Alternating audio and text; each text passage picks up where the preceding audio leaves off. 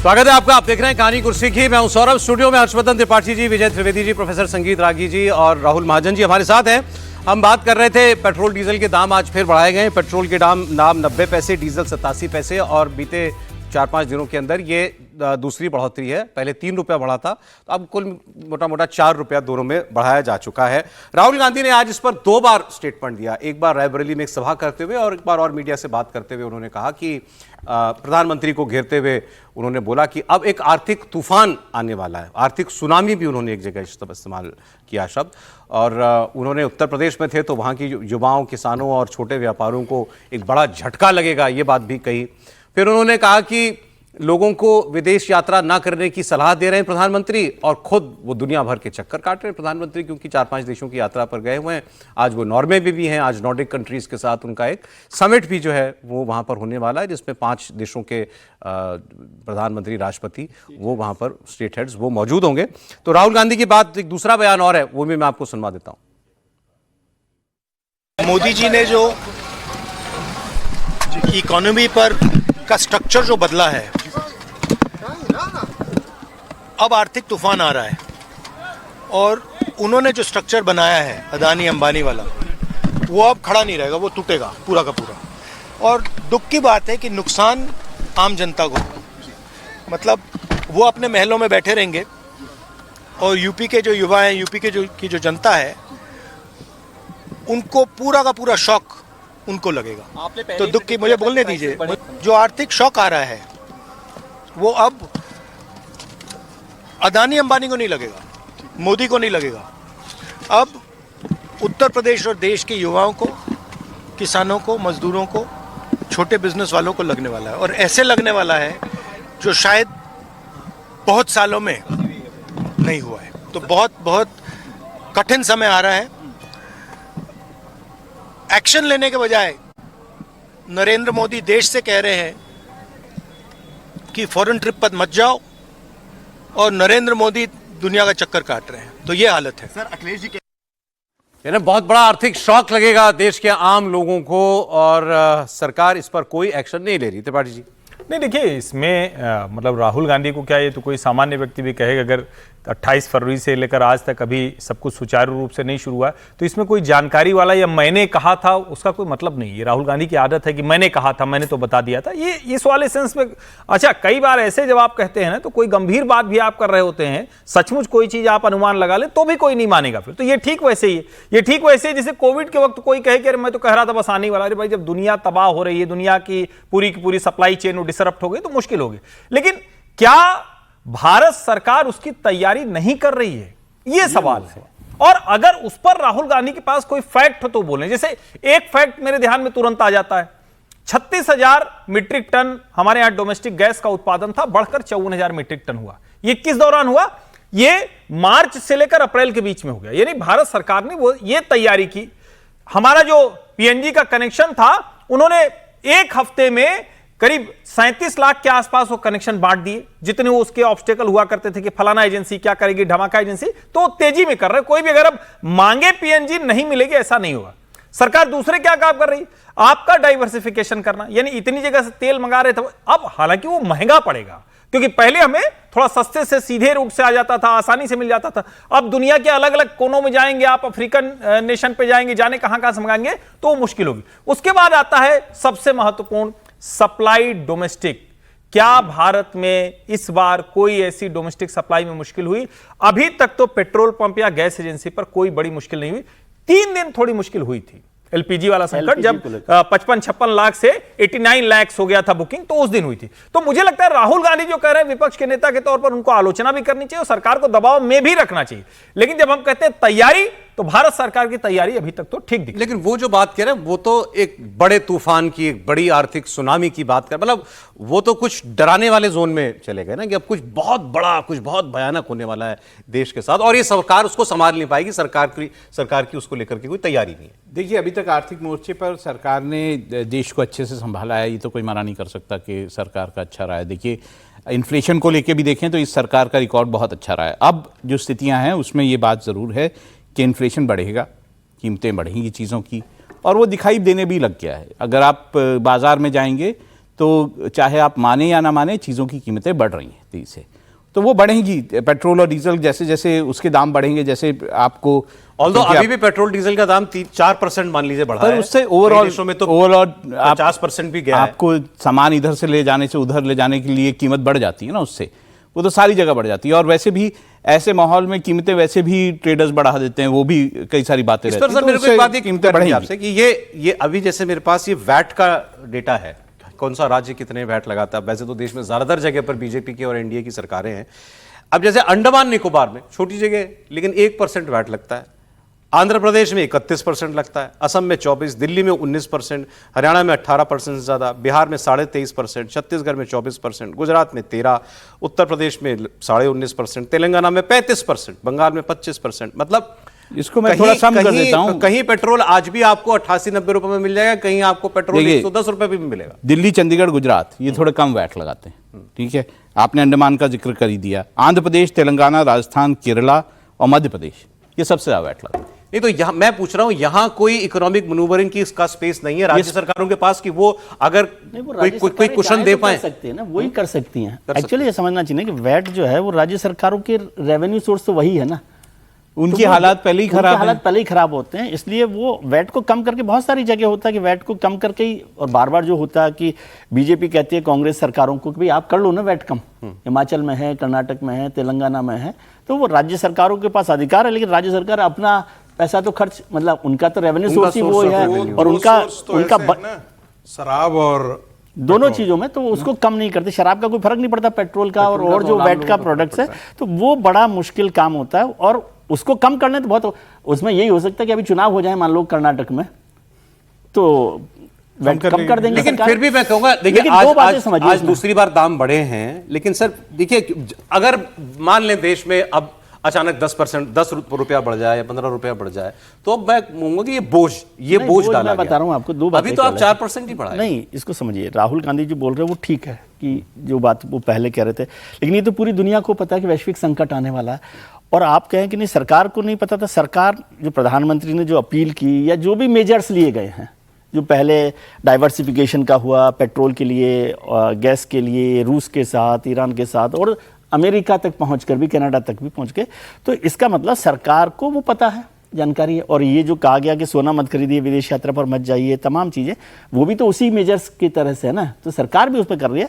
राहुल जी को जो सवाल करना चाहिए कि क्या सरकार जो संकट है उससे निपटने में कामयाब है या नहीं है, और नहीं भी है तो वो क्या सुझाव दे सकते हैं, ये भी एक बड़ी बात है ना। विपक्ष के नेता अभी तक कामयाब है, जैसा राहुल जी ने कहा, अभी तक तो लगता है कि ठीक ठाक मैनेज किया है। और दूसरी बात, ये पेट्रोल के दाम तो बढ़ेंगे ही, अभी मैं फिर से कह रहा हूं कि वो बढ़ने वाला है, और वैश्विक संकट पूरी दुनिया भर में ये बढ़ा हुआ है। हमने कहा कि कल परसों भी हम चर्चा कर रहे थे कि डिलीवरेबल्स में हिंदुस्तान में कोई परेशानी नहीं हुई, ये भी एक बड़ी चीज। आप सोचिए जब डिलीवरेबल्स नहीं होते, वो 3 दिन का हर्ष जी ने जिक्र किया, सप्लाई नहीं थी, तो फिर कितना तो वो तूफान हो जाता है कि उस बात को, तो डिलीवरेबल्स जब आपके पास होते हैं, अभी तक सरकार इसको मैनेज करके चल रही है। सवाल है कि आगे भी ऐसे ही चलता रहेगा। और इसको है ना, मैं थोड़ा सा हल्का समझता हूँ, मतलब माफ कीजिएगा, कि प्रधानमंत्री की विदेश यात्रा को लेकर वो तो मतलब उस टिप्पणी से भी बचना चाहिए। खुद वहां विदेश में घूम रहे हैं, वो सरकारी काम पे गए। कमाल की बात है कि उसमें से विदेश यात्रा में चलिए और सब छोड़ दें, और अलग अलग जो हम कह रहे हैं सेमीकंडक्टर छोड़ दें, फलाना ढमाका, जो यूएई के साथ स्ट्रेटेजिक रिजर्व पे हमने डील की है, वो डील भी वही है। वो डील और ओवरऑल अगर कहें पीएम जा रहे हैं तो पीएम का जाना कोई वो ऐसा थोड़ी ना है कि अच्छा वो इससे घूम के आएंगे तो लौट के आएंगे। और मैं तो एक बात और बार बार कहता हूं, पीएम जो कह रहे हैं उस मैसेज को समझिए, कतई ये नहीं करना है कि सारा आना जाना और काम धाम बंद कर दीजिए, वो सब करना है, फिजूल खर्ची रोकनी, यानी जहां आप अपनी कार निकाल के अलग से चले गए उसकी बजाय क्या कुछ संभव है? क्या एक जगह जाने के लिए जो 4 गाड़ियों का काफिला चलता है उनकी जरूरत खत्म हो सकती है? क्या जो ब्यूरोक्रेसी में किसी विभाग के एमडी के यहां, डायरेक्टर के यहां, फलाना के यहां जो 20 गाड़ियां उनके बच्चों से लेकर और घर परिवार नात रिश्तेदार तक ले जाती हैं, उन पे कुछ रोक लग सकती है क्या? ये ओवरऑल जो फिजूल खर्ची है उसको रोकने का मसला है, क्योंकि ऐसा नहीं होगा ना, इकोनॉमी तो नहीं रोकेंगे ना। वो संकट और ना बढ़े, उसके लिए फिजूल खर्ची को रोक सकते हैं। अब संकट ना बढ़े, जैसे हमने कल भी कहा था, एक आदमी के हाथ में है, वो क्या सोच रहा है उसके बारे में आपको बता देते हैं। ट्रंप साहब, ईरान और अमेरिका के बीच अभी भी सीजफायर चल रही है, लेकिन ट्रंप के बयानों से लगता है कि ऑपरेशन एपिक फ्यूरी पार्ट 2 जल्द शुरू होने वाला है। ईरान ने पाकिस्तान के जरिए अमेरिका को इस बीच एक नया प्रस्ताव भेजा है। इसमें फिर उसने 14 मांगे रखी हैं और वो अपने कई शर्तों से पीछे हटाओ, अभी तक इसके कोई इंडिकेशन नहीं है। उसमें एनरिच्ड यूरेनियम, जो वो कह रहा है कि मेरा राइट है उसको एनरिच करना शांतिपूर्ण उपयोग के लिए, वो अभी भी उसने उसमें रखा हुआ है। वो ये कह रहा है कि बाकी लेकिन हम हिस्सा किसी तीसरे देश को ट्रांसफर कर सकते हैं जो हाईली एनरिच्ड यूरेनियम है।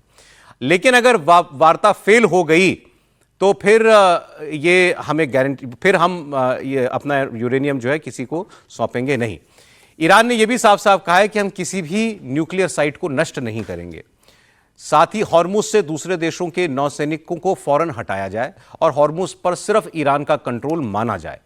और यह भी कहा जा रहा है कि ईरान ने नए प्रस्ताव में युद्ध से हुए आर्थिक नुकसान की भरपाई करने की भी मांग की है और यह भी कहा है कि उसके क्रूड ऑयल के निर्यात पर लगी रोक को भी तुरंत हटाया जाए। अब बात आ गई ट्रंप साहब की। ट्रंप साहब के बारे में खबर यह कि आज वो अपनी नेशनल सिक्योरिटी टीम के साथ एक इंपॉर्टेंट मीटिंग करने वाले हैं और उसमें यह फैसला होगा कि क्या अब युद्ध ही करना पड़ेगा दोबारा या नहीं। इससे पहले कल उनकी नेतन्याहू से भी फोन पर बात हुई थी। ये भी कहा जा रहा है कि अमेरिका से इजराइल को जाने वाले कई युद्ध क्या होते हैं सर, वो मालवाहक विमान, वो बहुत सारा कुछ इक्विपमेंट लेकर के जो इजराइल वो भेज रहे थे, वो जर्मनी में अभी लैंड हुए हैं बहुत सारे जहाज। मतलब वो इजराइल और अमेरिका क्या फिर एक बार जो है वो यही तैयारी कर रहे हैं, लड़ाई की तैयारी कर रहे हैं। और ये जो जर्मनी में वो लैंडिंग हुई है उनके जहाज़ों की, उसको इसी से जोड़ करके देखा जा रहा है। ट्रंप ने लेकिन मीडिया से कुछ बात की है, अभी उनके ईरान को लेकर के क्या विचार चल रहे हैं, सुनते हैं उनको। Can you speak a little bit about your post on Truth Social on Iran and what was the decision that why you didn't attack Iran? Well, other countries have come to me and they've said we were getting ready to do a very major attack tomorrow. I've put it off for a little while, hopefully maybe forever, but possibly for a little while, because we've had very big discussions with Iran and we'll see what they amount to. I was asked by Saudi Arabia, Qatar, UAE and some others if we could put it off for 2 or 3 days, a short period of time, because they think that they are getting very close to making a deal. And if we can do that where there's no nuclear weapon going into the hands of Iran, I think, and if they're satisfied, we will be probably satisfied also.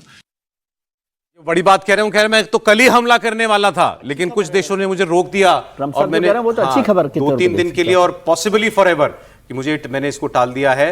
उन लोगों ने मुझे कहा है कि हम बातचीत कर रहे हैं और फिर कोई प्रस्ताव जो है वो आ सकता है। इसमें एक लाइन जो सबसे ठीक जो उन्होंने बोली कि अगर कतर को समझ में आ जाएगा तो मैं भी मान लूंगा। वो मीडिएटर है ना, आगे बोला है इन्होंने, ये लाइन ही बोली कतर बोला है ना, कतर ये सीरियस है और कतर क्योंकि मीडिएटर है। कतर अगर मीडिएटर के तौर पर कुछ करेगा तो उसको हमको बहुत सीरियसली लें, तब ये शायद हम शांति की तरफ बढ़ेंगे। सर देखिए, जो कंडीशन जो शर्तें ईरान ने भेजी है उस पर तुरंत जवाब भी उधर से आ गया है अमेरिका की तरफ से कि वो चीज़ें मान्य नहीं है। वो पहले जैसा ही जो बात पहले जैसा है। पहली बात तो उन्होंने कहा कि भाई जो आपके एसेट्स थे विदेश के अंदर जो फ्रीज कर दिया गया था, हम उसको डिफ्रीज करने के लिए तैयार हैं, लेकिन सारे नहीं, 25% के आसपास वो डिफ्रीज करने के लिए तैयार हैं।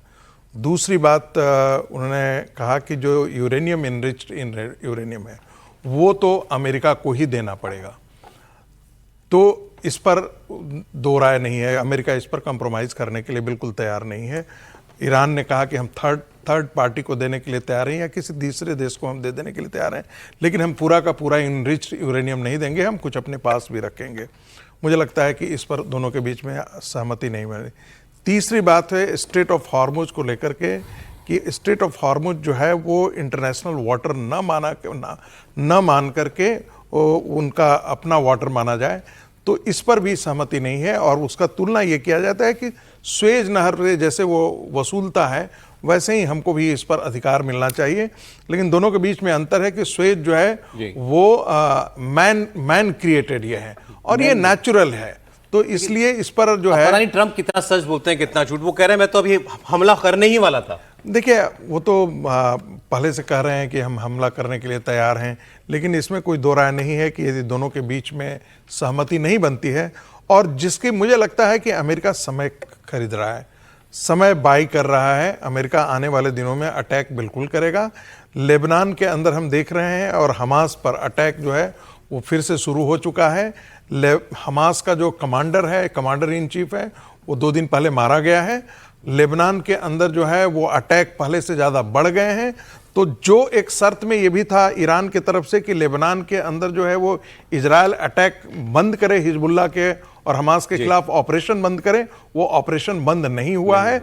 और हॉर्मुज एक बहुत इंपॉर्टेंट मुद्दा है। किसके आप मुझे लगता है ये युद्ध के तरफ इंडिकेशन है। अच्छा, इस सारी जंग को लेकर के चीन में इस वक्त बहुत कुछ चल रहा है। पाकिस्तान जैसे सब कहते हैं मोहरा भर है। अब इसका ट्रेलर पिछले दिनों तब दिखा था जब ट्रंप ने चीन का दौरा किया था, और अब पुतिन चीन जाने वाले हैं। रूस और चीन ये दोनों ईरान को समर्थन देते हैं। ऐसे में शी जिनपिंग और पुतिन की मुलाकात बहुत अहम होगी।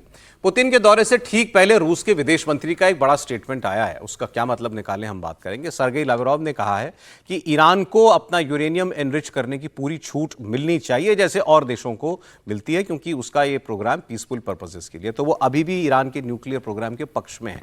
फिर इसके अलावा उन्होंने ये भी कहा है कि हम अमेरिका और ईरान के बीच होने वाली बातचीत में कोई दखल नहीं देंगे।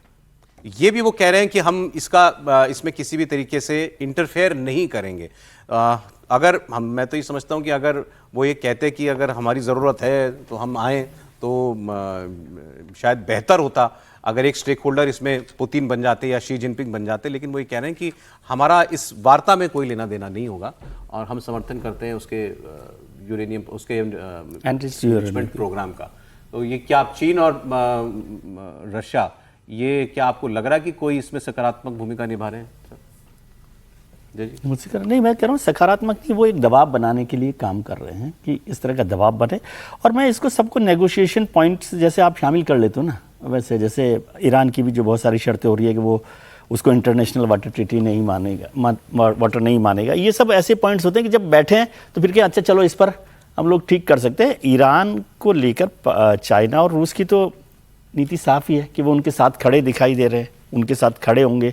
और अभी जिस तरह से मैं तो ऑलमोस्ट फेल यात्रा मानता हूं उनकी, ट्रंप साहब की चाइना में, तो उसके बाद अब ये आकर किस तरह से इसको पूरा बदलेंगे, एक दबाव बनाने के लिए वो काम करे। सकारात्मक भूमिका केवल यही है कि वो दबाव बनाकर अमेरिका और जो और दोष जो इसमें हल की तरफ ले जाए, हल की तरफ ले जाए, उसको दबाव की तरफ, उसको सकारात्मक मान सकते हैं। ओके, मतलब वो ये नहीं चाह रहे कि लड़ाई बढ़े। ये चाइना और रशिया भी नहीं चाहते कि और बढ़े आगे, आप मानते हैं? जी ठीक है। क्या पुतिन के दौरे को इसी कड़ी में हमको समझना चाहिए, देखना चाहिए? क्योंकि वैसे तो विजिट है उनकी, एक इंटरनेशनल नेता देश की दूसरे देश के नेता के साथ बातचीत होगी। नहीं, देखिए अभी तो इस वक्त जो स्थिति है उसमें ये दोनों देश अपने आप को अमेरिका के सामने एक तरह से कहें कि फोर्स के तौर पर वो कोशिश कर रहे हैं। लेकिन ये जो बातचीत थी जो ट्रंप और शी जिनपिंग की हुई, उसने ट्रंप के जो आत्मविश्वास है उस पर बड़ी भारी चोट पहुंचाई है। ट्रंप पूरी तरह से इस युद्ध से बाहर हो चुके थे, बाहर होना चाह रहे थे, लेकिन क्या वहां से लौटने के बाद वो जो चोट पहुंची है, जिसको हम बार बार कहते हैं कि आदमी के अगर आत्मसम्मान, कैसा भी आदमी उसके आत्मसम्मान पे चोट लग गई तो दूसरी तरह से रिएक्ट करता है। क्या ट्रंप अब दूसरी तरह से रिएक्ट कर रहे हैं? क्योंकि वो अब युद्ध में नहीं जाना चाहते हैं, इसको बहुत स्पष्टता समझिए। वो किसी कीमत पर युद्ध में जाना चाहते, तो जो कुछ हुआ है ये ट्रंप की तस्वीरें ले लीजिए। और जब वो कतर पर भरोसे की बात कह रहे हैं तो उन्होंने देखिए एक्सिस शिफ्ट कर दिया है, इसको आप समझिए। वो एक लाइन बहुत महत्वपूर्ण है, पूरा का पूरा एक्सिस उन्होंने शिफ्ट किया था। जब वो अभी तक पाकिस्तान स्पेस बनाया, जब वो पाकिस्तान के जरिए बात कर रहे थे तो उसमें चाइना इन्वॉल्व था, उसमें रशिया भी इन्वॉल्व था। लेकिन जैसे ही वो कतर की बात करते हैं तो उसमें फिर चाइना और रशिया की वो इन्वॉल्वमेंट नहीं रह जाती है। फिर अमेरिका, कतर और ईरान, ये नया जो ट्रायंगल है ये बनेगा। अब क्या सवाल है कि क्या कतर इस स्थिति में ईरान के जो अभी के जो अराकची हैं या गलीबाफ हैं उनको वो समझाने में कामयाब रहेंगे कि हम यहां से कुछ नया कर सकते हैं, बेहतर कर सकते हैं? मुझे लगता है वो देखने की जरूरत है। इसमें मुझे सीधे तौर पर चीन और रूस की कोई भूमिका नहीं दिखती है। और अगर अब चाइना और रशिया कोई भूमिका बनाने की कोशिश करेंगे तो ये रिएक्ट करेंगे। एक बात सिंपल जी, क्या ट्रंप जो हैं, जैसे प्रोफेसर साहब ने कहा कि उनको दिख रहा है युद्ध आता हुआ, ट्रंप जो हैं वो डिप्लोमेसी को, बातचीत को एक और मौका देने के पक्ष में दिख रहे हैं इस वक्त? कोशिश करेंगे, बिल्कुल कोशिश करेंगे। वो चाह ही रहे हैं कि किसी भी तरह से ये खत्म हो और हम दूसरे मोर्चे पर जाएं। ट्रंप को इस मोर्चे से जितना हासिल करना था वो हासिल कर चुके हैं, मतलब इसमें कोई नहीं है। और उनको ये जो लगता था ना, एक भ्रम जरूर उनका टूटा, जो जिसको हम लोग बार बार कहते थे कि वो ग्राउंड पे बूट्स उतारेंगे या नहीं उतारेंगे, यानी सेनाएं उतारेंगे कि नहीं, वो नहीं उसमें उनको भ्रम टूट गया है। तो वो समझ चुके हैं कि इससे ज्यादा हम नहीं कर सकते। देखिए, मुझे नहीं लगता है कि ट्रंप को जो हासिल करना था वो हासिल हुआ। इस पूरे युद्ध में आप देखेंगे कि तो ट्रंप की पूरी किरकिरी हुई है, सच पूछे तो। और ट्रंप हारते हुए वहां से लौटना नहीं चाहते हैं, इसलिए वो दोबारा युद्ध करेंगे। उसका नतीजा क्या निकलता है मैं नहीं जानता। और वो जो हासिल करना लेकिन चाहते हैं, वो- क्या पता, क्या मुमकिन है कि ईरान ही उनको वो दे दे बातचीत में? यदि हो जाता है तो बहुत अच्छी बात है। दुनिया के लिए सबसे अच्छा फिर होगा। बहुत अच्छी बात।